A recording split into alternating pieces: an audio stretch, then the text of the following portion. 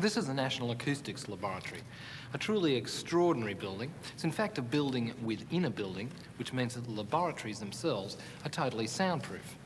Well, they're really more than soundproof. They're insulated from any stray vibration that might happen to be passing, whether that be from traffic or aeroplane flight path or even from the Earth itself. It's a controlled scientific environment where acousticians can measure things like the amount of noise that a compressed air cannon might make, or the sound that termites make as they chew through wood. But for a while in here at least, the boffins have given way to the artists. Composer and performer Michael Atherton has turned the National Acoustics Laboratory into something of a musical playground.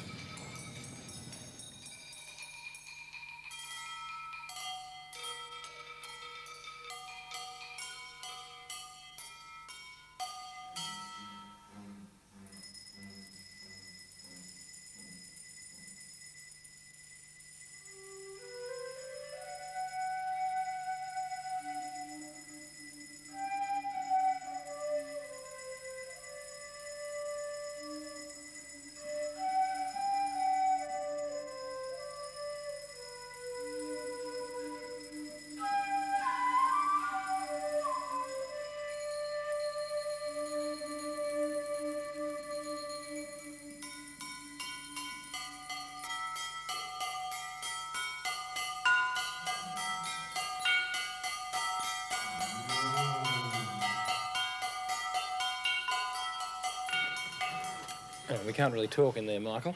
No, it's a bit difficult, isn't it? That was a lot of fun. It felt a bit like we were all playing one instrument. Yeah, it's sort of an extension of one's childhood days of playing with the pots and pans.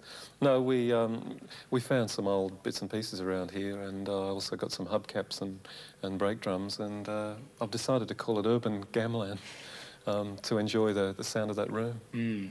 Michael, why did you choose to do this at an acoustics laboratory? Because I can get the best sound in Australia. The microphones, the rooms, I can calculate all the characteristics in advance.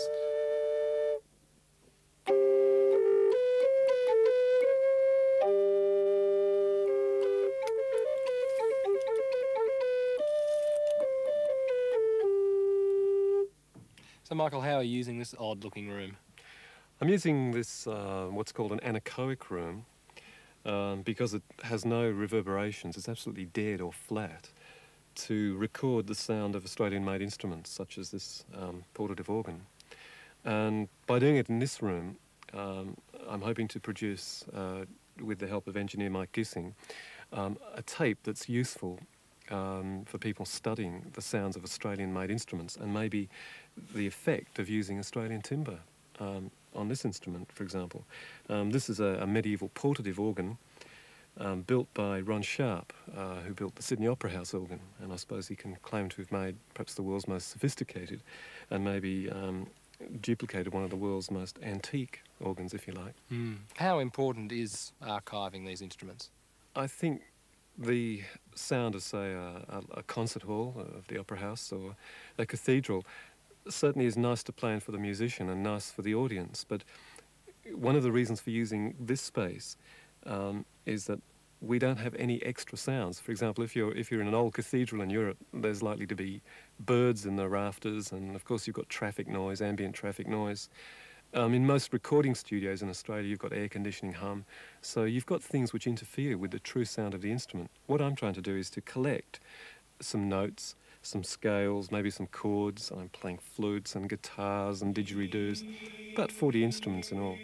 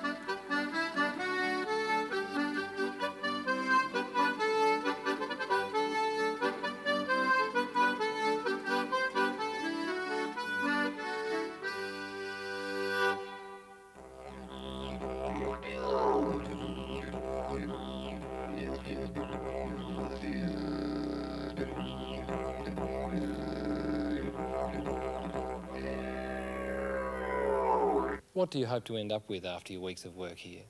Two things. A tape which will go into the National Sound Archives, a tape to be available to any Australian, anyone overseas who wants to hear what the true sound of an Australian musical instrument is. That's tape one. Tape two is I'm producing a CD, Australian made, Australian played, so that the consumer, the audiophile, can also hear what Australian instruments really sound like.